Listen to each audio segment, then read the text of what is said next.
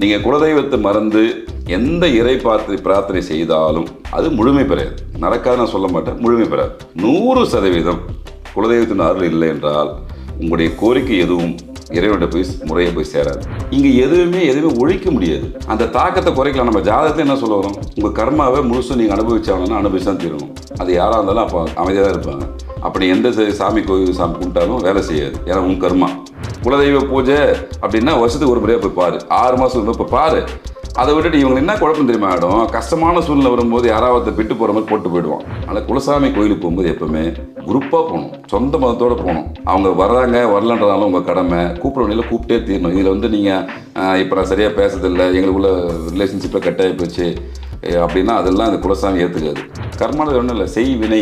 நீங்கள் செய்யறதுக்கான வினை. நீங்கள் அப்பா அம்மாவை பார்க்காம நீங்கள் உலகத்தில் இருக்கிற எந்த சாமி போய் கும்பிட்டாலும் 100% 10,000% வேலை செய்யாது. நான் அடித்து சொல்கிறேன்.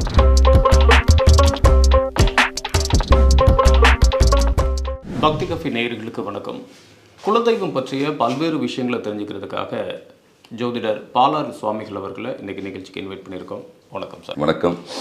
என்னுடைய குலதெய்வத்துக்கு நன்றி, பெற்ற தாய் தந்தைக்கு நன்றி, எனக்கு ஜோதிடம் கற்றுக் கொடுத்த ஆசான் புதுடைய ஐயாவுக்கு நன்றி, அன்பர்கள் அனைவருக்கும் நன்றி. இப்போது இந்த குலதெய்வம் வழிபாடு அப்படிங்கிறது முன்னாடிலாம் ரொம்ப பேருக்கு தெரியாமல் இருந்துச்சு. இப்போ தான் இந்த ஜோதிட முறையில் நிறைய பேர் இதை சொல்ல குலதெய்வங்கிற ஒரு விஷயம் இருக்குது அப்படிங்கிறதே இப்போ தான் நிறைய பேருக்கு தெரிய ஆரம்பிக்குதுன்னு நினைக்கிறேன். பொதுவாகவே இந்த கடவுள் வழிபாடு அப்படிங்கிறது ரொம்ப இம்பார்ட்டன்டா? குலதெய்வம் வழிபாடு தாண்டி பொதுவாகவே கடவுள் வழிபாடு அப்படிங்கிறது ரொம்ப இம்பார்ட்டன்டா? இது இம்பார்ட்டன்ட் எப்படி சொல்ல முடியும், அது வாழ்வியலில் வரக்கூடிய விஷயம் தானே, தனியாக பிரித்து வைக்க முடியாதுல்ல. இல்லை, நிறைய பேர் சாமி கும்பிட்றவங்க எனி டைம் கும்பிட்டுட்டே இருக்கிறாங்க. சில நபர்கள் சாமி பக்கமே போகிறதே கிடையாது. அவங்களோட லைஃப்பும் நல்லபடியாக போயிட்டு இருக்கதை நம்ம பார்க்கலாம். நம்ம இயற்கையை தெய்வமாக வழிபடுறோம், பெரும்பான்மை எதுவோ அதனை ஜெயிக்குன்னு சொல்லுவாங்க வாழ்க்கையில். அதானே உண்மை. இப்போ 234 சட்டமன்ற தொகுதி இருக்குது தமிழ்நாட்டில். ஒரு 150-140 சீட்டு பிடிச்சா அவங்க ஆட்சிக்கு வந்துடலாம். இதுதானே இயல்பு. அப்போது பெரும்பான்மையாக மக்கள் பயன்படுத்தக்கூடிய விஷயத்துக்கு எதிர்த்தரப்பு மரியாதை தரணும் யாராக இருந்தாலும். ஏன்னா பெரும்பான்மையாக அதை மக்கள் பயன்படுத்துகிறாங்க. நம்ம இயற்கையை தெய்வமாக வணங்குறோம். நீர் நெருப்பு காற்று எல்லாத்தையுமே நம்ம பயன்படுத்துகிறோம். அதை தெய்வமாக வணங்கக்கூடிய அடுத்த விழாவே பொங்கல் விழா. எதுக்காக நம்ம நடத்துகிறோம் அந்த பொங்கலை? இயற்கை வழிபாடு தான். இயற்கையை நம்ம தெய்வமாக நினைக்கிறோம். எதிர்த்தரப்பு கடவுள் மறுப்பு கொள்கைகள் இருக்காங்கன்னா அப்போ இந்த விஷயத்தில் பயன்படுத்தாமல் இருக்க முடியுமா? அவ்வளோ சொல்லுங்கள், கேட்டு சொல்லுங்கள். பெரும்பான்மை நாங்கள் ஒரு விஷயத்தை பயன்படுத்துகிறோம்ல, நீங்கள் இது இல்லைன்னு சொல்கிறீங்களா, அதை பயன்படுத்தாமல் இருக்க முடியுமா உங்களால்? சில நபர்களோட கேள்வி என்னென்னா, நான்லாம் இருக்கட்டும் சாமி கும்பிட்டு இருக்கேன். ஆமாம், பெரிய விஷயம் நீங்கள் பண்ணது உங்ககிட்ட தானே வந்து நிற்கும். நீங்கள் என்னென்ன தப்பு செஞ்சு உங்களுக்கு தெரியவே தெரியாதா? வாழ்க்கையில் எல்லாருமே யோக்கியமாக வந்துருப்பீங்களா? மறுமோன ஒருத்தர் இருக்காதா? யாராக இருந்தாலும் இருக்கும். அது எப்படி இல்லாமல் போயிடும்? இருக்குமா இருக்காதா? நீங்கள் தெரிஞ்சு வாழ்க்கையில் தவறு செஞ்சுருப்பீங்களா, செஞ்சிருக்க மாட்டீங்களா? அப்போ அது அந்த வினை எங்கே போகும்? கண்டிப்பாக நம்ம தானே அனுபவிச்சாகணும். சொல்ல எல்லாத்துக்குமே பழமொழி நம்ம முன்னோர் கொடுத்து வச்சுக்காங்க. உப்பு தின்னவன் தண்ணி குடிச்சு தான் தீரணும். முடியுமா? முடியாமல் இருக்க முடியுமா? கடவுள் வழிபாடு பண்ணாத வழிபாடுன்னு இல்லை. நீ கடவுள் இருந்தாலும் இல்லைன்னாலும் உங்களுக்கு செய்ய வேண்டிய கடமைன்னு அவனுக்கு ஒருத்தருக்கு செய்வார். அதை விட்டுடுங்க. நீங்கள் வழிபட்டால் தான் கடவுளா? அப்படியெல்லாம் யாரும் சொல்லலை. நம்ம வழிபாட்டு முறைன்றது நம்ம கலாச்சாரத்தோட பின்னி பிணைஞ்சிருக்கிற விஷயம். யாராலையும் எந்த சூழ்நிலையும் தவிர்க்க முடியாது. நீங்கள் கடவுளை கும்பிடுங்க, கும்பிடாமல் போங்க, உங்களுடைய விருப்பம். யாரும் இங்கே திணிக்கப்படுற விஷயம் எதுவுமே வெற்றி பெறாது வாழ்க்கையில். நம்ம பெத்த பசங்க கூட நம்ம பேச்சு கேட்க மாட்டாங்க. உண்மையே இல்லையா? ஒரு ஸ்டேஜ் மேலே வளர்ந்த பின்னாடி அறிவு தரத்தை கொடுத்துருக்கான். பகுத்து பிரித்து பாருங்கன்னா பெரியார் சொன்னார். பெரியார் கருத்துல 100% வரவேற்கிறேன். பெரியாருக்கும் ஆன்மீகவாதிகளுக்கும் எந்த முரண்பாடுமே எந்த காலத்தும் இருந்து கிடையாது எனக்கு தெரிஞ்ச வரைக்கும். பகுத்து பாருன்னு சொன்னார். பிரித்து பார்த்து நான் சொல்கிறதோட நம்பாதையா, நீ போய் ஆய்வு பண்ணுன்னு சொன்னார். தப்பு கிடையாது. இதான் நாங்களும் சொல்கிறோம். நீ உணர்ந்துக்கோ அப்படின்னு சொல்ல வரோம். உணர்வதும் உணர்த்துவதும் தான் வாழ்க்கைன்னு சொல்லிட்டு எங்கள் ஐயா பொதுவுடைய ஐயா தெளிவாக சொல்லுவார். நீ உணர்ந்துப்பாரு. தண்ணி அடிச்சது தான் என் பஸ் இங்கே சொல்ல முடியும். தண்ணி அடிச்சா அவ்வளோ பிரச்சனைன்னு சொல்லிட்டு தண்ணியே அடிக்காத ஞான போதனை சொல்கிறேன்னா அதை நான் ஏற்றுக்க முடியாது. நீ அனுபவப்பட்டு சொல்ல கேட்டுக்கிறேன். இந்த அனுபவத்தை தான் சித்தர்கள், முனிவர்கள், ஞானிகள் ஏற்கனவே நமக்காக எல்லாத்தையும் அனுபவிச்சு அடுத்தடுத்த காலங்கள் இப்படிலாம் இருக்கும், இப்படிலாம் நடந்துக்கணும்னு சொல்லிட்டு வாழ்வியலோடு சேர்த்து பல முறைகளை கொடுத்துருக்காங்க. அதில் இறை வழிபாடுன்றது ஒரு முக்கியமான அங்கம் கலந்துடுச்சு. உங்களால் என்ன பண்ண முடியாது? பிரிக்க எந்த ஜென்மத்திலையுமே முடியாது. எப்படி முடியும்? எந்த உலகமாக இருக்கட்டும். நீங்கள் இது இந்து மதம் நான் சொல்ல வரல. எந்த மதமாக இருந்தாலும் உங்களால் வழிபாட்டு முறையை தடுக்க முடியுமா? எப்படி இல்லாமல் இருக்கும்? நீங்கள் கொள்கைன்றது முரண்பட்ட கருத்துக்கள் இருக்கலாம், தவறு கிடையாது. உங்களுக்கு ஒரு பாலிசி இருக்கும், எனக்கு ஒரு பாலிசி இருக்கும். எனக்கு ஒரு தெய்வத்தை நான் இஷ்ட தெய்வமாக வழிபடுவேன், நீங்கள் ஒரு தெய்வத்தை இஷ்ட தெய்வமாக வழிபடுவீங்க. இங்கே யார் விஷயத்துக்கு என்ட்ர வேண்டிய அவசியம் இல்லை. அவங்கவுங்க வாழ்க்கையை அவங்க தீர்மானிச்சுவாங்க, அவங்கவுங்க தேடல் அவங்கவுங்க இருப்பாங்க. இப்போ நான் ஆன்மீகத்தை தேடி போகிறேன்னா அது ஒரு எல்லை உண்டு. எனக்கான தேடல் என்னைக்கு முற்றுப்பதுன்னு அது இறைவன் தான் ஃபிக்ஸ் பண்ணுவார். தேடி போயினே இருப்பேன், போகிற வரைக்கும் போவேன். நீங்கள் கடவுள் மறுப்பாளராக இருக்கீங்கன்னா நீங்கள் அதை நோக்கி போகலாம், தவறே கிடையாது. அது உண்மையிலே நீங்கள் கடவுள் மறுப்பாளர் தான் சந்தோஷப்படுவோம். அப்படியேப்பா, ஓகே பரவாயில்ல, என்னோட அதிகமாக நீ தான் கடவுள் திட்ட போகிற, என்னோட அதிகமாக நீங்கள் தான் வணங்க போகிற, இல்லைன்னு சொல்லும்போது அவர் இருக்கான்றதை உறுதிப்படுத்துகிறார். அதனால் எனக்கு எதிர்மறை சக்தியில் கண்டிப்பாக வேணும். ஆனால் அந்த கிரிட்டிசைஸ் பண்ணுற மாதிரி ஒரு சில விஷயம் சொல்லும்போது தான் இயல்பாக ஒரு மனுஷனுக்கு கோவம் வரல. பட் எங்களுக்கு கோவம் வராது, நான் அதை கடந்து போயிடுவோம். ஆனால் எல்லா மனிதருமே அப்படி இருப்பான்னு சொல்ல முடியாதுல்ல. அவங்க வாழ்க்கை முறை அவங்க பார்த்துட்டீங்க, அவங்க வாழ்க்கை அவங்க பார்த்துக்கோன்னு சொல்ல வரும். இப்போ இந்த கடவுள் மறுப்பாளர்களுக்கு பின்னாடி இந்த மாதிரியான பிரச்சனைகள் இருக்கும், அது அவங்களுக்கு தெரியாது, அதோட கர்மாவை வந்து சேர்த்துக்கிட்டு இருக்காங்க அப்படின்னு அர்த்தம். அது அவங்க ஜாதகம் பேசும். 1000 தான் இருந்தாலும் கவியரசு கண்ணதாசனோட ஒரு நாத்திகர் ஒருத்தர் பார்த்துப்பீங்களா? அவர் எழுதின புத்தகம் என்ன புத்தகம் எழுதியிருக்காரு? ஒரு மனிதன் அர்த்தமுள்ள இந்து மதத்தை படித்தான்னா அதுக்கப்புறம் வாழ்வியலில் அவனுக்கு எதுவுமே தேவையில்லை, எந்த விஷயமே தேவையில்லை. அந்த புக்கு மட்டும் முழுசாக ஒருத்தர் படிச்சிட்டான்னா நீங்கள் அவனுக்கு எந்த கைட் பண்ண வேண்டிய அவசியமே இல்லை. ஏன்னா அவ்வளோ விஷயத்தை அவர் கொடுத்துருக்காரு வாழ்வியலை உணர்ந்து. இதையே தான் சித்தர்கள் மகான்கள் அவங்கவுங்க காலகட்டத்தில் அந்த நிகழ்வுகளோடு சேர்த்து வச்சு அடுத்த தலைமையில் எப்படிலாம் இருக்கும், உங்களுக்கு இதெல்லாம் தேவைப்படும், அதை நாங்கள் இப்போயே தரோன்னு சொல்லிட்டு தான் உணவு மூலியமாகவும் விவசாயம் மூலியமாகவும் பிரபஞ்சத்தின் மூலியமாகவும் இயற்கை மூலியமாகவும் தெய்வத்தை மிங்கிள் பண்ணி கொண்டு போயிருக்கிறாங்க. அந்த தாக்கத்தை குறைக்கலாம். நம்ம ஜாதகத்தில் என்ன சொல்ல வரோம்? உங்கள் கர்மாவை முழுசும் நீங்கள் அனுபவிச்சாங்கன்னா அனுபவிச்சு தான் தீரணும். அது யாராக இருந்தாலும் அப்போ அமைதியாக தான் இருப்பாங்க. அப்படி எந்த சாமி கோயில் சாமி கும்பிட்டாலும் வேலை செய்யாது, ஏன்னா உன் கர்மா. ஆனால் ஒன்று செய்யலாம், ஒரு சின்ன ஒரு ரிலாக்ஸேஷன் கொடுத்துரு, தன்மையை குறைக்கலாம். தன்மையை குறைக்கிறதுக்கு வழியும் இருக்குது, சித்தர்கள் சொல்லியிருக்காங்க. அது இல்லை சொல்லி நிச்சயமாக பரிகாரம் மூலயமா ஒரு பிரச்சனையை தாக்கத்தை குறைக்க முடியுமான்னா 100% குறைக்க முடியும். ஆனால் பிரச்சனை தீர்மானத்துக்கு பதில் கிடையாது, அது இறைவன் தான். இந்த குலதெய்வத்திலேயே நிறைய பேருக்கு ஒரு சில கன்ஃபியூஷன்ஸ் இருக்குது. முதல்ல குலதெய்வம் அப்படின்னா என்னன்னே தெரியாமல் இருக்காங்க. நம்ம முன்னோர்கள் கும்பிட்ட சாமியா, இல்லை நம்ம முன்னோர்களை தான் குலதெய்வமாக கும்பிட்றோமா? ரெண்டுமே ஒன்று தான் அப்படின்னு. மனிதனும் தெய்வமாகலாம். ஸ்ரீ ராமபிரானை வழிபடுறீங்க, யார் அவர்? இயேசு பிரானை வழிபடுற யார் அவர்? அவங்கெல்லாம் இறை தத்துவங்கள் தானே. கிருஷ்ண பரமாத்மா வழிபடுறோம், இங்கே தானே பிறந்தான்னு சொல்கிறோம். இன்றைக்கி ராமர் கோயில் விஷயம் நடந்துருக்கு, உண்மை தானே. இங்கே மனிதனும் தெய்வமாகலாம். தெய்வம்ன்றதே மனிதன் தான், அவருடைய நம்ம டிஎன்ஏ தானே, கடவுளுடைய குழந்தைகள் தானே. நம்ம இல்லை இப்போ அதில் தான் ஒரு புரியாது, நிறைய பேருக்கு புரியாது, புரியலன்னு நான் சொல்கிறேன். வெற்றி பெற்ற வெற்றியாளர்கள் அனைவருக்குமே குலதெய்வத்தினுடைய மகிமை தெரியும். அதை நீங்கள் முதல்ல தெளிவாக புரிஞ்சுக்கணும். ஒருத்தர் சொல்லுவாங்க, சொல்ல மாட்டாங்க, இவ்வளோதான் விஷயமே தவிர்த்து வெற்றியாளர் அனைவருக்குமே தெரியும் குலதெய்வத்தினுடைய இம்பார்ட் என்னன்னு சொல்லிட்டு. ஏன்னா அது உங்கள் டிஎன்ஏ, உங்களுக்காகவே இருக்கக்கூடிய ஒரு விஷயம் குலதெய்வம். நீங்கள் குலதெய்வத்தை மறந்து எந்த இறை பிரார்த்தனை செய்தாலும் அது முழுமை பெறாது. நடக்காது நான் சொல்ல மாட்டேன், முழுமை பெறாது. 100% குலதெய்வத்தின் அருள் இல்லை என்றால் உங்களுடைய கோரிக்கை எதுவும் இறைவன்கிட்ட போய் முறையை போய் சேராது. ஒரு கம்யூனிகேஷன் பண்ணுற ஒரு நபர் தான் குலதெய்வன்றது. அதனால் குலதெய்வன்றது ஒவ்வொரு மனிதனுக்கும் ரொம்ப ரொம்ப ரொம்ப ரொம்ப ரொம்ப இம்பார்ட்டன்ட். ஓகே, இப்போ குலதெய்வத்தோட வழிபாடு இல்லை அப்படின்னா என்ன தான் நடக்கும்? என்ன தீமைகள் நடக்கும்? தீமை என்ன நடக்குது? உங்கள் கர்மாவை முழுசாக அனுபவிப்பீங்க. திரும்ப திரும்ப தேவையில்லாத விஷயங்கள் வந்து சேரும். ஒரு நல்வழிப்படுத்தக்கூடிய ஒரு கைட் பண்ணுற ஒரு ஆள் இல்லாமல் போயிடுவார். உங்களுடைய வாழ்க்கையில் நிறைய பிரச்சனை தோணும், என்ன காரணமே தெரியாது கடைசி வரைக்கும். எதுக்காக இந்த மாதிரி நடக்குதுன்ற ஒரு நிறைய கேள்விகள் எழுந்துனே இருக்கும். துன்பமான வாழ்க்கையில் வந்து தொடர்ந்துனே இருக்கும், கேள்விகள் நடசி எழுந்துனே இருக்கும். இதுக்கு தீர்வு எங்கே கிடைக்குன்னு சொல்லிட்டு எங்கே போய் முட்டினாலும் உங்களுக்கு கதவு திறக்காது. அதாவது பாபா படத்தில் சொல்லுவாங்கள்ல, ஒரு டைலாக் உண்டு, நல்லாயிருக்கும் அது. நானும் 3 வேளை சாமி கும்பிட்றேன் அப்படின்னு சொல்லிட்டு ஒரு டைலாக் வரும். அதை நினைக்கும் போது இது எனக்கு சிரிப்பாக தான் வரும். அவர் சொன்னது யதார்த்தமான உண்மை. நீங்கள் போகாத ஊருக்கு வழி தெரிஞ்சிங்கன்னா அப்படியே நடக்கும். நீங்கள் போகிற ஊர் எதுன்னு பாதை தெரிஞ்சிங்கன்னா ஈஸியாக இருக்கும். நம்ம போகிற ஊருக்கு பாதையை தான் எங்களை ஆட்கள் சொல்கிறோம், பயன்படுத்தியங்க. குலதெய்வத்தை கும்பிட்டு நீ மற்ற தெய்வத்தை வழிபடுங்க, நடக்கும், நடந்தே தீரும், அதான் விதி. ஆனால் குலதெய்வத்தை விட்டுட்டு நீங்கள் இஷ்ட தெய்வத்தை போய் முறையாக எவ்வளோதான் முறையாக செலவு பண்ணி வழிபட்டாலும் கூட உங்களுடைய எண்ணங்கள் முழுமையாக அவங்ககிட்ட போய் சேராது, உங்கள் பிரார்த்தனைகள் போய் சேராது. அப்புறம் அதே தெய்வத்தை தான், நான் உன்னை இவ்வளோ நாளாக கும்பிட்டுருக்கேன், டெய்லி 3 வேளை கும்பிட்றேன், எல்லா பூஜையும் பண்ணுறேன், நடக்கலன்னு அவர்கிட்ட போய் கேட்டிருந்தா நீங்கள் நேராக சுப்ரீம் கோர்ட்டு போகக்கூடாதுயா, அந்த மேஜிஸ்ட்ரேட் கோர்ட்லேருந்து வாங்கன்றோம். சுப்ரீம் கோர்ட்டு டேரெக்டாக போக முடியுமா? அட்சர் பணம் அனுப்ப மாட்டானா, ஏன் அவனை இங்கே வருஷம் இது போய் அப்படின்னு. அதுக்குன்னு இருக்குது இல்லை. எங்கேருந்து ஆரம்பிக்கணுமோ தொடக்கம் ஏதோ அங்கேருந்து வரணும். நீங்கள் நேராக ஏதோ ஒருத்தர் சொல்ல இல்லை, டைரெக்டாக சிஎம் ஆகணும்னு சொல்லிட்டு ஒரு டைலாக் கூட வரும், நேரடியாக சிஎம். அது எந்த காலத்துலையும் யாராலும் முடியாது. நீங்கள் அடிப்படை விஷயம், நம்ம கலாச்சார விஷயம், நம்ம பண்பாடு விஷயம், குலதெய்வம் தான் முதல் தெய்வம், காவல் தெய்வங்கள் தான் முதல் தெய்வம். அதுக்கப்புறம் தான் இஷ்ட தெய்வ வழிபாடு. நீங்கள் 1500 வருஷத்துக்கு முன்னாடியெல்லாம் நீங்கள் ஹிஸ்டாரிக்கலாக போய் பாருங்கள். குலதெய்வ வழிபாடு தான் பிரதானமாக வந்திருக்கும். அதுக்கப்புறம் தான் இதிகாசங்கள் மற்ற புராண கதைகள் வந்த பின்னாடி தான் ஒவ்வொரு தெய்வத்தினுடைய தன்மைகளும் நம்ம தெரிய வந்துச்சு. கொஞ்சம் கொஞ்சமாக நிறைய புத்தகங்கள் இருக்குது. நீங்கள் போய் பார்த்தீங்கன்னா தொல்லியத்தூரில் போய் பார்த்தீங்கன்னா தெரியும். காவல் தெய்வங்கள் தான் முக்கியமான தெய்வம். நம்ம முதல் தெய்வமே காவல் தெய்வங்கள் தான். அது பேரே காவல் தெய்வம். இன்னைக்கு கூட ஒருத்தர் காமெடியாக ஒருத்தர் சொல்லியிருந்தாரு, ஏரி காத்த ராமராக நாங்கள் முதலமைச்சரை பார்க்குறோம் அப்படின்னு சொன்னார் ஒரு அமைச்சர். செங்கல்பட்டு பக்கத்தில் ஏரி காத்த ராமர்னு ஒரு கோயிலே உண்டு. எல்லா காவல் தெய்வங்களும் எங்கே இருக்கும்? ஊருக்கு எல்லைப்புறத்தில் ஏரி பக்கத்தில் தான் இருக்கும். உண்மையிலே அவங்க காவல் காக்கிற அந்த ஊருக்கு காவலாளி அவங்க தான். அங்கே வாழ்கிற மக்களுக்கு காவல் அவங்க தான் முதல் தெய்வம். அதுக்கப்புறம் நீங்கள் திருப்பதி போகிறது, பழனிக்கு போகிறது, நீங்கள் உங்கள் இஷ்ட தெய்வ வழிபாடுறது செகண்டரி. முதல் பேசிக் இங்கே, ஆரம்பம் இங்கே. நீங்கள் ஆரம்பத்தை விட்டுட்டு எங்கேயோ சுப்ரீம் கோர்ட்டில் நின்றுன்னா நிச்சயமாக நடக்காது. ஓகே, இந்த மாதிரி அந்த முதல் தெய்வத்தை நம்ம வணங்காமல் விட்டுட்டோம் அப்படின்னா அந்த தெய்வம் கோபம் ஆயிடுது. நிச்சயமா அது எப்படிங்க உங்க சொந்தம் அப்படிங்கிறப்ப அந்த கோபத்தை தணிக்கிறது எப்படி? தணிக்கிறதுனே இல்லைங்க. முதல்ல இப்போ நம்ம ஜாதக ரீதியாக தெரிஞ்சுக்கலாம். ஃபஸ்ட்டு விஷயம், குலதெய்வம் உங்களுக்கு தெரியல அப்படின்ற பட்சத்தில் ஒரு 4-5 முறைகள் இருக்குது குலதெய்வத்தை தெரிஞ்சுக்கிறதுக்கு.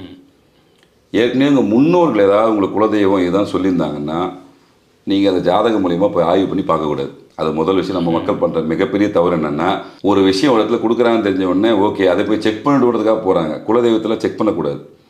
உங்களுக்கு ஏதோ ஒரு எக்ஸ்ஆர்வை ஒரு குலதெய்வம் உங்கள் முன்னோர்கள் சொல்லிட்டு இருந்தாங்கன்னு வச்சுக்கோங்களேன், அதை நீங்கள் ஃபாலோ பண்ணுறது மட்டும்தான் உங்கள் ரூலுங்க. ஒருவேளை தவறுதலாக சொல்லியிருந்தாங்க அப்படி எப்படி சொல்கிறதுக்கு வாய்ப்பு இல்லை. உங்கள் அப்பா அவங்க தப்பு பண்ணிடுவாங்கல்ல. இப்போ வரைக்குமே குலதெய்வத்தை எப்படி கண்டுபிடிக்கிறதுன்னு தெரியாமல் சில முறைகள் எல்லாம் நிச்சயமா இருக்கு. நீங்கள் ஐயா குலதெய்வ வழிபாடை நீங்கள் ஒரு சில இறை பரிகாரங்கள் மூலிமா வீட்டுக்குள்ளே வர வச்சுக்கலாம். உணர்தல் தான் விஷயம். ஜாதக ரீதியாக கண்டுபிடிக்கலாம் எது உங்கள் குலசாமின்னு கண்டுபிடிக்கலாம். நிறைய முறைகள் இருக்குது. முறைகள்லாம் யார் சத்தில் கொடுக்காம போல. ஆனால் முன்னோர்கள் ஒரு விஷயத்தை சொல்லியிருந்தாங்கன்னா சாதாரணமாக சொல்லியிருக்க மாட்டாங்க. இங்கே நிறைய மக்களுக்கு என்ன பிரச்சனை தெரியுமா? உண்மையில் நம்ம இவ்வளோ கஷ்டம் வரும்போது மட்டும் குலதெய்வத்தை தேடுவாங்க. எங்களுக்கு ரொம்ப அப்போ கஷ்டமாக போயிடும்.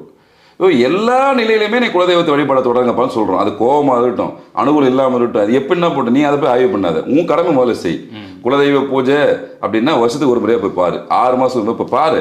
அதை விட்டுட்டு இவங்க என்ன குழப்பம் தெரியுமா ஆகிடும்? கஷ்டமான சூழ்நிலை வரும்போது யாராவது விட்டு போகிற மாதிரி போட்டு போயிடுவான். என்னென்னு நீ குலதெய்வத்தை தப்பாக கும்பிட்றப்போன்னு சொல்லிட்டு மெயில் அதே ஃபிக்ஸ் ஆகிடும். உடனே தேடி அலைவாங்க எது நம்ம குலதெய்வம். அதெல்லாம் தவறான கருத்து. தயவு செஞ்சு யாரும் நம்பாதீங்க. இன்னும் உண்மையை வெளிப்படையாக சொல்ல போனால் நீங்கள் குலதெய்வத்தை மாற்றியே வணங்கினாலும் தெய்வங்கள் பழிக்காதையா முதல்ல தெரிஞ்சுங்க. உங்களை பழி வாங்கிறதுக்காக தெய்வம், அது குலதெய்வம் உங்களை காப்பாற்றுக்கான தெய்வம். அது என்றைக்குமே உங்களை அப்படியே ஒரு ஆக்ரோஷமாக போடலாம் சொல்லாது. கோபங்கள் நிச்சயமாக இருக்கும். நீங்கள் வழக்கமாக ஒரு அந்யோன்யமாக ஒரு ஜென்ரேஷனோட ஃபாலோ பண்ண வரீங்க. உங்கள் உறவு முறை முதல்ல யார் டிஎன்ஏன்னா உங்கள் உறவு. குலதெய்வன்றது உங்கள் முன்னோர்கள், புண்ணிய ஆத்மாக்கள். நீங்கள் நெருக்கமாக வரும்போது கோபம் வரதான் செய்யும். உரிமையோட உங்கள் குலசாமிங்க உங்ககிட்ட கோவப்படாமல் பக்கத்தில் இப்போ கோவப்படும். அந்த கோபம் நியாயமான கோபம். அப்போ நீங்கள் ஏன் ரிலேஷன்ஷிப் வச்சுக்காமல் இருக்கீங்க? அப்போ உங்களுக்கு வாழ்க்கை ஃபுல்லாக ஒரு ஒரு குறிப்பிட்ட வயது வரைக்கும் உங்களுக்கு ஒரு சில ஆட்கள் தேவை, குறிப்பிட்ட வயதுக்கு மேலே ஒரு ஆட்கள் தேவை இல்லையா? அதே மாதிரி தான் குலதெய்வமும். நீ எவ்வளோ பெரிய உச்சாணிக்கு போனாலும் உனக்காக இறைவன்கிட்ட நீ கேட்குற எல்லா கோரிக்கையும் நீ நினச்சினப்ப வாயில் சொன்னதான் பிரார்த்தனை, மனசில் நினச்சினப்ப நல்ல வேலை கிடைக்கும், திருமணம் நடக்கணும், தெய்வமே ஏதாவது கருணுகாமே சொல்லுவீங்க. சரி, அந்த குரலை எங்கே போய் யார் போய் கொண்டு போய் சேர்க்கறது? நீ கூப்பிட்டா நேராக போய் சேர்ந்துருமா? சிஸ்டமேட்டிக்காக ஒரு சில கலாச்சாரத்தில் வழிபாட்டு முறையில் இருக்குது. நீங்கள் அதை நோக்கி பண்ணிங்கன்னா என்றைக்கு வெற்றி கிடைக்கும். அதை விட்டு நான் பைபாஸில் போகிறேன்னு சொல்லிட்டு போனீங்கன்னா அடி வாங்கி தான் திரும்பி வரணும். இப்போ நீங்கள் அடிபட்டு கடைசி வரைக்கும் உட்காந்து தான் இருக்கணும். தீர்வே கிடைக்காது. ஒவ்வொருத்தர் நொந்து போடுவான், கடைசி வரைக்கும் தீர்வு கிடையாது. எப்படி தீர்வு கிடைக்கும்? ப்ராப்பராக போங்கன்றோம். ஐயா முதல்ல மேஜிஸ்ட்ரேட் கொண்டு போங்க, ஒரு மனு கொடுங்க, அங்கே தீர்ப்பு நான் வந்து பாருங்கள். அந்த தீர்ப்பு உங்களுக்கு சரி வரலன்னா அப்புறம் ஹைகோர்ட்டு வாங்க. அந்த தீர்ப்பு சரி வேணா அப்புறம் சுப்ரீம் கோர்ட்டு போங்க. அங்கேயும் முடியல நீங்கள் ஐநா சபை கூட போங்க, உங்களுக்கு யார் வேணாம்னு சொல்லல. ஆனால் நீ இங்கே போகாமல் நேராக சுப்ரீம் கோர்ட்டு போனால் அவன் திட்டி அமைச்சிருவான். ஏன்னா இந்த விதிமுறையை வகுத்து ஒவ்வொரு குலத்துக்கும் ஒரு குலசாமின்னு அந்த பிரபஞ்சம் இறைவன் வகுத்து வச்சிருக்கான். உன் பிரச்சனை இங்கே போப்பா, கல்வி வேணுமா இங்கே போ, வீரம் வேணுமா இங்கே போ அப்படின்னு நம்ம பிரித்து தனித்தனியாக வச்சுருக்கோம். எதுவாக இருந்தாலும் அதான் நடக்க போகுது. டிபார்ட்மெண்ட் பிரித்து வச்சுட்டோம். அப்படி இந்த டிபார்ட்மெண்ட் எடுத்துக்கிட்டு போகாமல் நீ வேற எங்கேயோ போய் நின்று கேட்டுருந்தா எப்படி உங்களோட குரலை இறைவன் இப்போ கேட்கும்? திரும்ப சொல்கிறோம், குலதெய்வ வழிபாடு நீங்கள் முழுமை பெறலன்னா உங்களுக்கு வாழ்க்கையில் எந்த சுபிட்சமே முழுமையாக கிடைக்காது. சும்மா அரசல் புரசலாக கிடைக்கும், அவ்வளோதான். இந்த குல தெய்வத்தை தெரிஞ்சுக்கிறது அப்படிங்கிறதுல இப்போ சொல்லியிருந்தீங்க ஒரு 2-3 முறைகள் இருக்குது. கண்டிப்பாக ரொம்ப இலகுவாக இந்த முறையில் நீங்கள் வந்து இல்லை ஜாதகம் மூலிமா எதுவுமே தெரிஞ்சுக்கலாம். அதுதான் சொல்கிறோமே. திரும்ப உங்கள் வீட்டில் யாராவது சொல்லியிருந்தாங்கன்னா நீங்கள் வழிபாட்டு முறையை கேளுங்க. ஐயா இப்போ நான் முனேஸ்வரனை கூப்பிட்டு இருந்தேன், ஆனால் எனக்கு இப்போ சரியாக அருளில் போய் தெரியுது, அந்த அருள் இருக்கா அப்படின்னு நம்ம ஏஎல்பியில் ஈஸியாக கண்டுபிடிச்சலாம். என்னென்ன ஐயா உங்களுக்கு குலதெய்வ அருள் இருக்குது இல்லை திரும்பவும் அந்த அருள் எப்போ கிடைக்கிறது வாய்ப்பு இருக்குது? ஜாதகத்தின் மூலியமாக நிச்சயமாக சொல்ல முடியும். ஆனால் ஏற்கனவே சொல்லியிருந்த விஷயத்தை நீங்கள் மாற்றக்கூடாது. அது எந்த குலதெய்வ சாமினா இருக்கட்டும். ஏன்னா ஒவ்வொரு ஊரில் ஒரு வழக்காடு மொழியில் ஒரு பேர் உண்டு, அது நம்மளுக்கு தெரியாது. ஆனால் அவங்க சொல்லி வச்சுருப்பாங்க. இன்னும் குறிப்பாக சொல்லப்போனால் கன்னி தெய்வங்கள்னு சொல்லுவாங்க. வீட்டில் கன்னியாக இறந்து போனவங்களையும் தெய்வமாக குலசாமியாக வழிபடுற வழக்கம் இன்றைக்கி உண்டு. அதே மாதிரி பெண்கள் மட்டுமே ஒரு சில கோயிலுக்கு போவாங்க, ஆண்கள் போகக்கூடாது குலசாமி கோயிலுக்கு. அந்த மாதிரி உண்டு. நான் கண்ணால் பார்த்துருக்கேன். நைட்டில் 12 to 1:30 மணி வெள்ளிக்கிழமை மட்டும் தான் ஒரு கோயில் திறக்கும். வெள்ளிக்கிழமை ஒரே நாள் தான் கோயில் திறப்பாங்க. நைட்டு தான் திறப்பாங்க. அங்கே மின்சார வசதியெல்லாம் கிடையாது, இருக்கக்கூடாது விதி. அந்த 1:30 மணி நேரம் மட்டும் தான் அந்த கோயில் திறந்துருக்கும். அந்த குல சம்மந்தப்பட்டவங்க மட்டும் அந்த சாமியை எடுத்து வந்து கும்பிட்டு போவாங்க. காலையில் பார்த்தீங்கன்னா ஃப்ரெஷ்ஷாக இருக்கும் கோயில், ஆனால் ஈக்கக்க இருக்காது அந்த கோயிலில், யாரும் போக மாட்டாங்க. அந்த நல்லிரவு பூஜை மட்டும்தான், அது அந்த குறிப்பிட்ட நாள் மட்டும் நடக்கும் குலசாமிக்கு. அது அவங்க பாரம்பரியமாக கடைபிடிக்கிறாங்க. இப்படி ஒவ்வொரு ஊர்லேயும் குலசாமிக்கான விஷயம் தனியாக பராமரிச்சு வருவாங்க. வெற்றி பெற எல்லாருமே பார்த்தீங்கன்னா எவ்வளோ பெரிய ஆளாக இருந்தாலும் குலசாமி கோயிலுக்கு வருஷத்துக்கு ஒரு முறை இப்போ போயிட்டு வந்துடுவாங்க. சொந்த உறுப்புன்னு சொல்லியா திருவிழா காலத்தில் நம்ம போவோம். அதே மாதிரி தான் மிகப்பெரிய உங்களுக்கான திருவிழான்றதே குலசாமியோட கொண்டாட்டம் தான். நீங்கள் அங்கே பங்காளியோட தான் போகணும். தனியாலாம் போனால் குலசாமி உண்மையில் வருத்தப்படும். ஏன்னா அது ஒரு புண்ணிய ஆன்மா. அது மாதிரி ஒரு வஞ்சன்ஸ் வைக்கிற ஆன்மா கிடையாது குலதெய்வம், புண்ணிய ஆன்மா. அப்போது நீங்கள் சந்தோஷமாக இருக்கிறதுக்காக தான் உங்களுடைய பிரார்த்தனைகள்லாம் அது உள்வாங்கி அது இறைவன்கிட்ட போய் சேர்க்குது. ஐயோ ரொம்ப கஷ்டப்படுறாரியா, நல்லதோ கெட்டதோ ஏதோ தப்பு பண்ணிட்டாரு. மனித பிறவினாவே தப்பு பண்ண தான் பிறகுறது, பண்ணிட்டான், தீர்வு சொல்லுங்க அப்படின்னு நீங்கள் எப்படி கேட்குறீங்களோ அதே மாதிரி தான் குலசாமி உங்களுக்காக கடவுளில் போய் கேட்கும். ஏதோ ஒன்று பண்ணி தொலைப்பா, அவருக்கு ரொம்ப கஷ்டப்படப்பல, ஏதாவது வழி காமி பரவாயில்ல அப்படின்னு கேட்கக்கூடிய சாமி தான் குலசாமி. ஆனால் குலசாமி கோயிலுக்கு போகும்போது எப்பவுமே குரூப்பாக போகணும், சொந்த மதத்தோடு போகணும். அவங்க வர்றாங்க வரலன்றதாலும் உங்கள் கடமை. கூப்பிட வேண்டியில் கூப்பிட்டே தீரணும். இதில் வந்து நீங்கள் இப்போ நான் சரியாக பேசுறதில்லை, எங்களுக்குள்ள ரிலேஷன்ஷிப்பை கட்டாகி போச்சு அப்படின்னா அதெல்லாம் அந்த குலசாமி ஏற்றுக்காது. எது எப்படி இருந்தாலும் நீங்கள் இஷ்ட தெய்வ கோயில் எப்படின்னா போங்க வாங்க, அது உங்களோட வரைமுறை. குலசாமியை நீங்கள் கைவிட்டீங்கன்னா உங்களை குலசாமியை கைவிடாது. அதையும் சொல்கிறேன், நிறைய பேர் கைவிட்டுருமோன்னா கைவிடாது. நீங்கள் என்ன தான் நீங்கள் பண்ணாலும் என்ன தான் செஞ்சாலும் ஒரு ஓரமாக உங்களை பார்த்துனே இருக்கும். உங்களை காப்பாற்ற வேண்டிய தருணத்துக்காக காத்துன்னு இருக்கும். கண்டிப்பாக கை தூக்கி விட்டுரும். நீங்கள் வணங்கினாலும் சரி வணங்கினாலும் சரி. ஏன்னா உங்களுக்காகவே இருக்கப்பட்ட சாமி தான் குலசாமி. ஆனால் வணங்கினா கூடுதல் பலம் கிடைக்கும். உங்களுக்கு வந்து நெருக்கடியான ஒரு சுச்சுவேஷன் வருது, என்னென்ன மாதிரியான நன்மைகள் இருக்கும்? நிறைய எல்லா நன்மையும் உங்களுக்கு. திக்கற்றவனுக்கு தெய்வம் தானே துணை, வேறு யார் துணை? வேறு யார் வருவா? யாருமே இல்லை, நெருக்கடியாக வந்து நிற்கிறவனுக்கு கடவுள் தானே துணை. கடைசியாக எங்கே போய் நிற்கிறோம்? இப்போ உங்களுக்கு எக்ஸ்ட்ரீம் ஸ்டேஜ் ஒரு பிரச்சனை இருந்தது, ஹாஸ்பிட்டலில் போய் அட்மிஷன் ஆகிறீங்க. டாக்டர் என்ன சொல்லுவார் கடைசியாக? எங்களால் முடிஞ்சு எல்லாம் செஞ்சுட்டோம் அப்படின்னு சொல்லுவார். ஏன் சொல்கிறார் அந்த விஷயத்தை? அவர் தான் டாக்டரில் காப்பாற்றலாம்ல. சிகிச்சை அளிக்கக்கூடிய நபர் தான் மருத்துவர், ரிசல்ட்டுக்கு அவர் தானே. இதை யதார்த்தமாக புரிஞ்சுக்கணும். இப்போது ஜாதி மதம் இல்லை பார்க்க நான் பார்ப்பேன் அப்படின்னு சொல்கிற ஆளுங்களுக்கெல்லாம் போய் ஹாஸ்பிட்டலில் ட்ரீட்மெண்ட் பார்க்க முடியுமா? நீங்கள் சாப்பிட்ற சாப்பாடை யார் பண்ணியிருப்பாங்களோ உணர முடியுமா? ஒரு சில கேள்விகளே உலகத்தில் நீங்கள் எந்த மொழி போயிருந்தாலும் கிடைக்காது. இப்போ ஒரு நடிகர் தான் சொன்னார், ஜாதி மதம் இல்லாத நாட்டுக்கு நான் போய்ட்டுன்னு சொல்லிட்டு சொன்னார். போயிட்டாரப்போ அவர் சொன்னது உண்மை தானே? சும்மா வாயில் வடை சுட்டு போயிடலாம், யதார்த்தத்துக்கு எதுவுமே நடக்காது. இப்போ நாங்கள் உங்கள் குலசாமியை நீங்கள் கும்பிட்டு தான் சொல்கிறோம். திரும்பவும் எங்ககிட்ட வந்து கேட்டுங்கன்னா இப்போ அந்த காலத்தில் சொல்ல மாட்டோம், அது எங்கள் வேலை இல்லை. வழிகாட்டுவது மட்டும்தான். உங்களை போல ஒரு சாதாரண நபர் தான் நான். சித்தர்கள் சொன்ன மேற்கோள் காட்டிய விஷயங்களை படித்து தெரிஞ்சு அதுக்காக டைம் ஸ்பெண்ட் பண்ணி உங்களுக்கு ஏதாவது ஒரு நன்மை கிடைக்குமா அப்படின்ற விஷயத்த நாங்கள் சொல்கிறோம். நாங்கள் உங்களை மாதிரி ஒரு ஆள் தான், சொன்ன விஷயத்த கன்வே பண்ணுறோம். வழிகாட்டி கூட நபர் தான் ஜோதிட. திரும்ப திரும்ப பதிவு பண்ணுறேன், எங்களால் எந்த விஷயத்தையும் உங்களை மாற்ற முடியாது, உறுதியாக மாற்ற முடியாது. வழி காமிப்போம், செய்யுங்க, ரிசல்ட் அப்போ நீங்கள் பாருங்கள், உணருங்க. ஓகே, உங்கள் வழிகாட்டுதலின்படி குலதெய்வத்தை நான் கண்டுபிடிச்சிட்டேன். வீட்டில் வச்சு அந்த குலதெய்வத்தை வணங்கலாம்? இல்லை, அது ஏற்கனவே அவங்க சொல்லிட்டு இருப்பாங்க. இதில் குலசாமியில் அசைவ சாமி, சைவ சாமி இதெல்லாம் ஒன்று ஏற்கனவே சொன்ன மாதிரி பெண்கள் மட்டுமே வழிபடக்கூடிய சாமியெல்லாம் இருக்குது. அது உங்களுக்கு கண்டிப்பாக அவங்க முன்னோர்கள் சொல்லியிருப்பாங்க. இப்போ அது அசைவ சாமியாக இருந்துச்சுன்னா கண்டிப்பாக நீங்கள் அசைவம் தான் படிக்கணும். நான் இன்றைக்கி திருந்திட்டேன், நான் ரொம்ப ஒழுக்கமாயிட்டேன்பா, நான் இப்போல்லாம் டயட் ஃபாலோ பண்ணுறேன் அப்படி இல்லை, நீ அங்கெல்லாம் போய் அந்த சீன்லாம் போட முடியாது. அது உங்கள் குலசாமி. அங்கே என்ன ரூல்ஸோ அதை பண்ணி ஆகணும். அங்கே அசைவம் படித்தாகணும், அசைவம் படித்தாகணும். சாராயம் வச்சாகணும், சாராயம் வச்சாகணும். சுருட்டு வச்சாகணும், சுருட்டு வச்சாகணும்.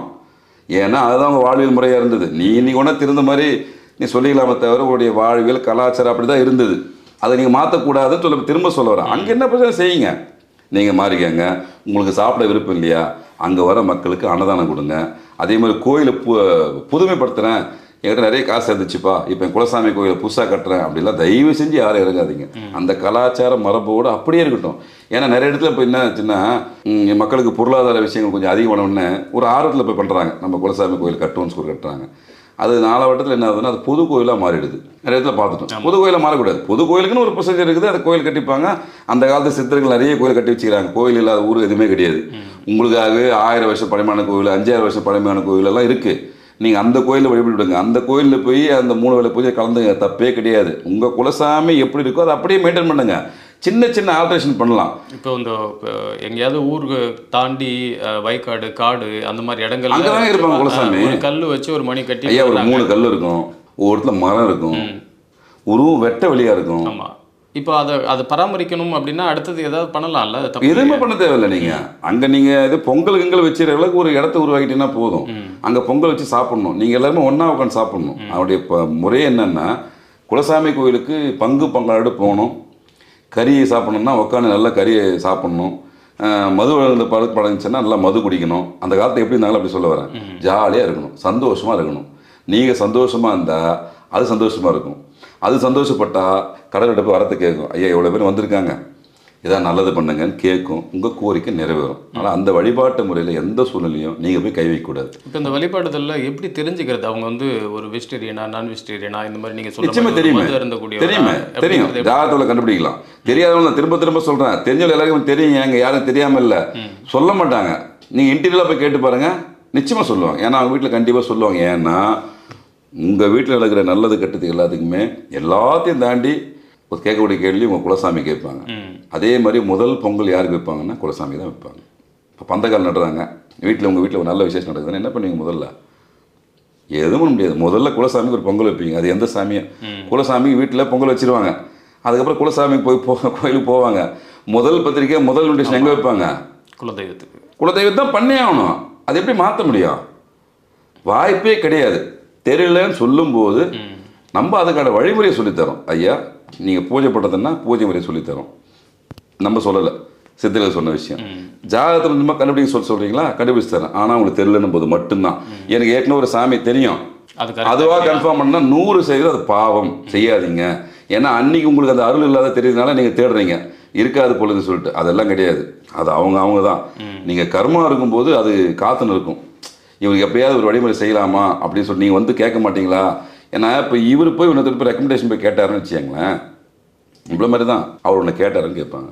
இல்லைண்ணா அப்பயே அவருக்கு அவருக்கு இன்ட்ரெஸ்ட் எடுக்கிற, அவனுக்கு தானே பசி, சோறு அவனுக்கு தானே வேணும், அவங்க கேட்ட போய் வேலையை பாருன்னு. அதே தான் தெய்வமும்.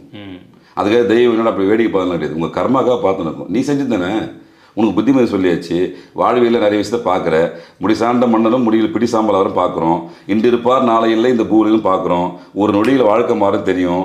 இவ்வளவும் தெரிஞ்சும் ஒரு சில விஷயம் நீ செய்கிறேன்னு சொல்லும்போது அதான பேர் தானே கர்மா. நிறைய பேர் கேட்குற கர்மா என்னப்பா புரியாத பாஷையில் பேசுகிறீங்களே. ஒன்றா ஜோசிகாரிகள் எல்லாமே வந்து எதை கேட்டாலும் உனக்கு கர்மா இருக்குன்னு சொல்லி தப்பிக்கிறேன்னு சொல்கிறாங்க. இதான் சொல்கிறேன், எளிமையாக சொல்கிறேன். கர்மானது ஒன்றும் இல்லை, செய் வினை. நீங்கள் செய்ததுக்காக செய்கிறதுக்கான வினை. இப்போ இந்த மொபைலில் ரீசார்ஜ் காலி ஆகிப்போச்சுன்னா போய் ரீசார்ஜ் பண்ணணும். நான் பண்ண மாட்டேன், அப்படியே வேலை செய்யணும்னா வேலை செய்யுமா?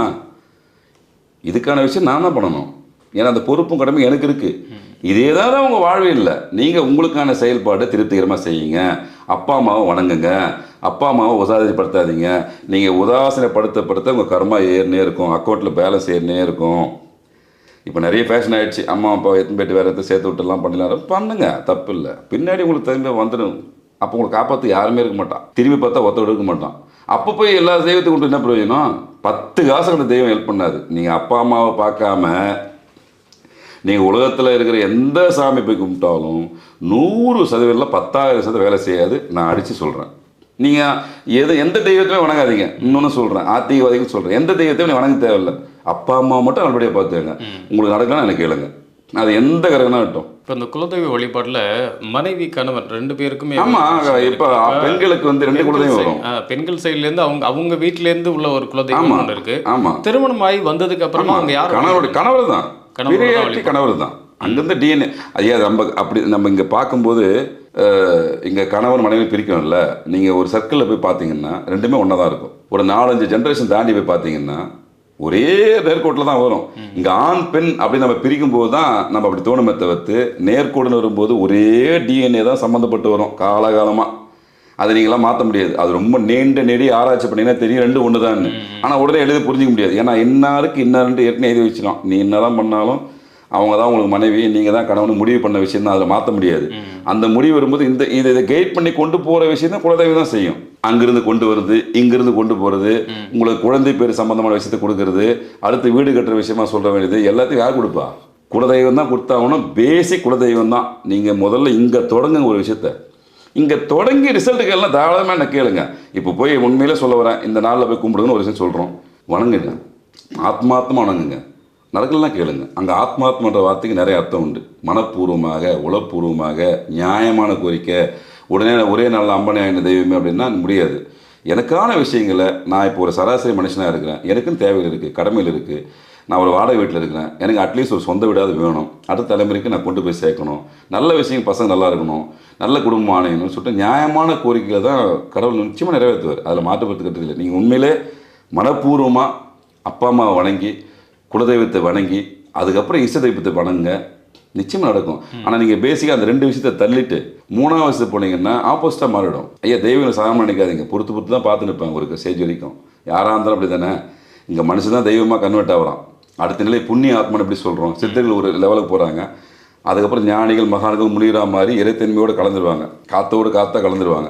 எல்லா பிரபலத்தில் எல்லா இடத்துலையுமே இருப்பாங்க சித்தர்கள். இப்போ நிறைய பேர் சொல்லுவாங்க கடவுள் ஏன் கல்லான கேள்வி கேட்பாங்க. அது காரணம் இதுதான். ஒரு சில கர்மாக்களை, ஒரு சில விஷயங்களை சொல்லக்கூடாத விதி இருக்கும். அது நம்ம தர்ம சங்கடத்தை ஏற்படுத்தும்.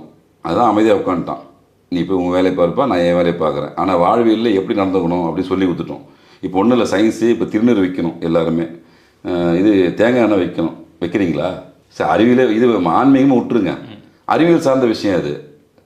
மெட்டி போடுறாங்க, போடுறீங்களா? கம்மல் போடுறாங்க, போடுறீங்களா? பெண்கள் இப்போ நிறைய பேர் ஸ்டிக்கர் போட்டு வச்சுருக்காங்க, என்ன பண்ணுறீங்க? இப்போ டிசை ஈஸியாக பண்ணிடலாம். அந்த காலத்து ஏன் தலையில் பூவை வச்சு பொட்டு வைக்க சொன்னாங்க? இப்போ டிசை பண்ண முடியாது, இப்போ ஈஸியாக பண்ணலாம். உங்களை வாழ்க்கையில் எவ்வளோ தொந்தரவு நடக்குது? இது எல்லாமே கடவுள் பெயரால் சித்தர்கள் மறைமுகமாக ஒவ்வொரு விஷயமாக சேர்த்து வச்சாங்க. உணவு மூலியமாக கிரகங்களுடைய தன்மையை கொண்டு வந்து சேர்த்தாங்க. மலை மேலே கோயில் எடுத்து வச்சாங்க. ஆற்றுக்கு போங்க, பீச்சுக்கு போங்க, நிலாவை சோறு சாப்பிடுங்க. நிலாவில் அவ்வளோ பெரிய தன்மை உண்டு. ஏன்னா சந்திரன் தான் அதிகமாக ஆடுறது, 2 நாளில் ஒரு முறை மாறினே இருப்பார். மனோகாரங்கன்னு வேலை செஞ்சுனே இருக்கணும். அப்போ சந்திரனை எப்போவுமே ஆக்டிவேட் பண்ணணும்னா என்ன பண்ணணும்? நிலா ரொம்ப முக்கியம் வேணும். அதான் நிலா சோறு. எதையுமே நீங்கள் வாழ்வியில் போய் ஆராய்ச்சி பண்ணிங்கன்னா உங்களுக்கு மண்டை வெடிச்சிடும். ஒரு சின்ன விஷயத்தை விட முன்னோர்கள் மிஸ் பண்ணிக்க மாட்டாங்க. எதுவுமே பாருங்கள், சாணி, இனி எத்தனை பேர் சாணத்தை பயன்படுத்துறீங்க? ஃப்ளாட்டுக்கு வந்துட்டோம் எல்லாருமே, பறஞ்சு போச்சா, பூச்சி பிடி தொந்தரவு எல்லாமே உனக்கு சயின்டிஃபிக்காக எல்லாமே அறிவியல் சார்ந்த விஷயமும் ஆன்மீகம் 2 கண்ணாக அவங்க பாவிச்சாங்க. எல்லா விஷயத்தை பாருங்கள், எங்கேயுமே அவங்க தவறு செஞ்சுக்க மாட்டாங்க. சித்தர்கள் தெளிவாக இருக்கும். நேர்கோட்டில் பயணிச்சிங்கன்னா இன்றைக்கும் சிஸ்டமேட்டிக்காக அப்படி பண்ணுறவங்க இருக்காங்க, நல்லா தான் இருக்காங்க. குலதெய்வத்தை வழிபாடு பிரதானமாக வச்சுக்கிற எல்லா குடும்பமே அது எவ்வளோ பெரிய கஷ்ட நஷ்டம் இருந்தாலும் ஒரு இடத்துல டக்குன்னு மேலே வந்துடுவாங்க. ஏன்னா குலதெய்வம் உங்களுக்கு கைவிடாது. எப்படி சுற்றி முற்றி போய் உங்கள் கர்மா வேலை செஞ்சு ஒரு ஸ்டேஜ் அப்படி இப்படி போனாலும் டக்குன்னு கை தூக்கி மேலே விட்டுருவாங்க. எப்படி வணங்குறது? அந்த இல்லை, அவங்க வழிபாட்டு முறை தான். ஏன் சைவமாக தான் சைவமாக பண்ணுங்க. இல்லை, இங்கே 2 கேட்டகரி தான். வணங்குறதுக்கு சில முறைகள் இருக்குல்ல. ஒன்றும் கிடையாது. என்னன்னா, குலதெய்வத்தை ஃபர்ஸ்ட் கண்டுபிடிக்க முடியாமல் இருக்கிறாங்க, அப்புறம் ஒரு வழியாக கண்டுபிடிச்சிடுறாங்க. ஆமாம், இதை எப்படி வணங்குறது? எவ்வளோ நாளுக்கு ஒரு தடவை வணங்குறது? ஒன்றும் இல்லையா, நீங்கள் பௌர்ணமி குலதெய்வங்களுக்கு போகணும். பொதுவாக பௌர்ணமி வழிபாடு சிறப்பு. வருஷத்துக்கு ஒரு முறையாவது போங்க. அது எந்த நாள் உங்களுக்கு கிடையாதோ டைம் போங்க, ஸ்பெண்ட் பண்ணுங்கள் டைம் அங்கே. ஏன்னா நீங்கள் உங்கள் டிஎன்ஏ வாழ்ந்த இடம், போனக்குள்ளே நீங்களே அங்கே பிறந்திருக்கலாம். அங்கே நடமாடணும், போயிட்டு செருப்பு கால் எல்லாம் செருப்பை விட்டுட்டு உங்கள் கால் பாதம் படிக்கணும், நடமாடுங்க. நீங்கள் குழந்தையாக பிறந்திருப்பீங்க, 2 மணிக்கு பிறகு பிறந்திருப்பீங்க, விளையாடிருப்பீங்க, வந்திருப்பீங்க, போயிருப்பீங்க. அப்படின்லாம் ஜென்ரேஷன் கம்மி. இந்த ஒரு சாமியை வச்சு தான் அவங்க எல்லா வழிபாட்டுமே செஞ்சுருப்பாங்க. இப்போ நாற்று நடனம், பயிர் வைக்கணும்னாலும் இந்த 3 கல் ஒரு குங்குமம் வச்சுட்டு தான் முதல் சாகுபடி அங்கே எடுத்துமே விதனில் இங்கேருந்து கொண்டு போய் தான் அங்கே நடுவாங்க. எல்லாமே அந்த கண்ணு முன்னாடி நடக்கும். நீங்கள் இயல்பாக யோசிச்சு பாருங்கள், குலசாமி பார்வையில் தான் அந்த கிராமமே இருக்கும். உங்கள் வாழ்வில் நடக்கக்கூடிய எல்லா நிகழ்வுமே யார் முன்னாடி நடக்கும்? அந்த காவல் தெய்வங்கள் முன்னாடி தான் நடக்கும். அவங்கள மீறி எதுவுமே பண்ண முடியாது. நிறைய பேர் சொல்லுவாங்கல்ல, இப்போ 12 மணிக்கு போகாத, கருப்பு நடமாடுறான்னு சொல்லுவாங்க. அது உண்மை. அவங்க எல்லையை காக்கக்கூடிய தெய்வம், அவங்களுக்கு லிமிடேஷன் இருக்கும். ஏன்னா நீங்கள் அவங்கள நம்பி தான் உள்ளே என்ட்ரு ஆகிறீங்க. உங்களை காக்கக்கூடிய பொறுப்பு அரூபமாக அவனுக்கு உண்டு. ஆனால் ஒரு சில எவ்வளோ பெரிய திருடனாக இருந்தாலும் ஒரு சில குறிப்பிட்ட ஊருக்கு போக மாட்டான், அவன் அனுபவப்பட்டிருப்பான். இந்த குலதெய்வத்தை கண்டுபிடிக்கிறப்போ ஒரு சில இடங்களில் குறிப்பிட்டு சொல்கிறாங்க, இந்த இடங்களில் இந்த இடத்துல இருக்காங்க அப்படின்னு மூலம் கண்டுபிடிக்கிறாங்க சொல்கிறாங்க. அந்த குலதெய்வத்தை போய் பார்க்கணும் அப்படிங்கிறப்ப அது வேறு ஒருத்தரோட இடத்துலையோ நிலத்துலையோ அந்த இடத்துல இருக்குது, அங்கே அனுமதி மறுக்கப்படுது. அந்த மாதிரி டயத்தில் என்ன பண்ணலாம்? கரெக்டே. அப்போ ஒரே ஊரில் எல்லாம் இருந்தாங்க, அட்ஜஸ்ட் பண்ணியிருந்தாங்க. நீங்கள் ஊரை விட்டு ஊர் வந்துடுறீங்க, அது நிலமாக போயிடுது, வேறு வழி இல்லை. அப்போ நீங்கள் வீட்டில் அதே தெய்வத்தை வச்சு வணங்கலாம். இப்போ ஒரு ஃபார் எக்ஸாம்பிள் முனீஸ்வரன் தெரிஞ்சு போச்சுன்னா முனீஸ்வரன் படத்தை வச்சு வணங்குங்க. அம்மன் இருந்துச்சுன்னா அம்மன் படத்தை வச்சு வணங்குங்க. அது தவறு கிடையாது. ஏன்னா அது சொத்து பிரச்சனையாக போயிடும், பங்காளிங்க பிரச்சனையாக போயிடும், நிலம் வேற ஒருத்தர் தான் இருக்கும், தவறு கிடையாது. ஆனால் நீங்கள் அங்கே போய் வணங்கணும்னு அவசியம் இல்லை. அந்த மாதிரி பிரச்சனைக்குரிய இடமா இருந்தால் சும்மா போய் பார்த்து நின்று பார்த்துட்டு வாங்க. நீங்கள் அங்கே வழிபாடு பண்ணணும்னு அவசியம் இல்லை. ஏன்னா ஏற்கனவே எங்கள் பிரச்சனையாக இருக்கும்போது புது பிரச்சனை தேவையில்லை. நின்று அந்த மண்ணில் வரும்போது நின்றுட்டு வாங்க. ஒரு கற்பூரம் கொளுத்திட்டு வாங்க போதும். அதுக்காக நீ அங்கே பொங்கல் வைக்கணும் இல்லை. பிரச்சனைக்குரிய இடத்துல சொல்ல வரேன். பிரச்சனை இடத்துல நீங்கள் நல்லா தங்கிட்டு நல்லா சாமி கும்பிட்டு நல்லா சாப்பிட்டுட்டு அங்கே உறங்கிட்டு வரணும். அதான் பிரச்சனை. இந்த மாதிரி சிக்கல் இருக்குதுன்னா ஒன்றும் பிரச்சனை இல்லை, ஒரு கற்பூரம் கொளுத்துங்க. சரி, நான் வெளிநாட்டில் இருக்கிறேன், எனக்கு எதுவுமே தெரியாது, நான் என்ன பண்ண முடியும், ஆனால் எனக்கு குலசாமி தான் தெரியும்னா அதே குலசாமியை நினச்சி அங்கேயே வழிபடுங்க. மண் சார்ந்த விஷயம் தான் குலதெய்வம். உங்களை நீ அவ்வளோ தூரத்துக்கு கொண்டு போய் சேர்த்ததும் குலசாமி தான் காரணம். நீ நல்லா இருக்கிறது வழி காமிச்சதும் குலசாமி தான் காரணம். ஆனால் என்னைக்கு இருந்தாலும் அந்த அருள் உங்களுக்கு மிஸ் ஆகாது. அந்த இடம் போயிடுச்சுனாலும் கூட அந்த அருளை நோக்கி உங்களை நோக்கி வர வச்சுக்கலாம். அந்த அதே வழிபாட்டு முறையில் அதே படத்தை வச்சு நீங்கள் வீட்டில் வணங்கினாலாம் தவறு கிடையாது. கொஞ்சம் இடம் பெருசாக இருந்துச்சுன்னா நீங்கள் நிறைய விஷயத்தை பூஜை முறைகள் மூலியமாகவும் குலதெய்வத்தை அருளை வீட்டுக்குள்ளே கொண்டு வந்துடலாம். அது கொஞ்சம் கடினமான ப்ராசஸ்ஸு, அது தேவையில்லை மக்களுக்கு. இயல்பாக ஒரு ஃபோட்டோ இருந்துச்சுன்னா இன்றைக்கி டெக்னாலஜி வளர்ந்துச்சு, ஒரு ஃபோட்டோ எடுத்து வச்சுங்க. இப்போ வெளிநாட்டில் இருக்குங்க, உங்கள் குலசாமி ஃபோட்டோ ஒரு வர வச்சுங்க, மொபைல் வச்சுங்க, டெய்லி பாருங்கள், குலசாமியை வணங்கிட்டு ஒரு விஷயத்தை தொடங்குங்க. எல்லா விஷயமும் தந்தை நடக்கும். பிரச்சனைக்குரிய இடத்துல போய் நீங்கள் ஒன்றும் பண்ண தேவையான அவசியம் இல்லை. கற்பூரம் கொடுத்துட்டு அவங்க போதும், வேறு எதுவுமே செய்ய தேவையில்லை. இன்றைக்கி நிகழ்ச்சியில் கலந்துக்கிட்டு குலதெய்வம் சார்ந்த நிறைய சந்தேகங்களுக்கு எங்களுக்கு பதிலளிச்சிங்க. நிகழ்ச்சிக்கு வந்தமைக்கு மிக்க நன்றி. நன்றி. மீண்டும் மற்றொரு நிகழ்ச்சியில் சந்திப்போம். வணக்கம். இந்த வீடியோ உங்களுக்கு பிடிச்சிருந்தா லைக் பண்ணுங்க, ஷேர் பண்ணுங்க, கமெண்ட் பண்ணுங்க. மறக்காம பெல் பட்டனை கிளிக் பண்ணிட்டு பக்தி கஃபே தமிழ் சேனலை சப்ஸ்கிரைப் பண்ணிடுங்க.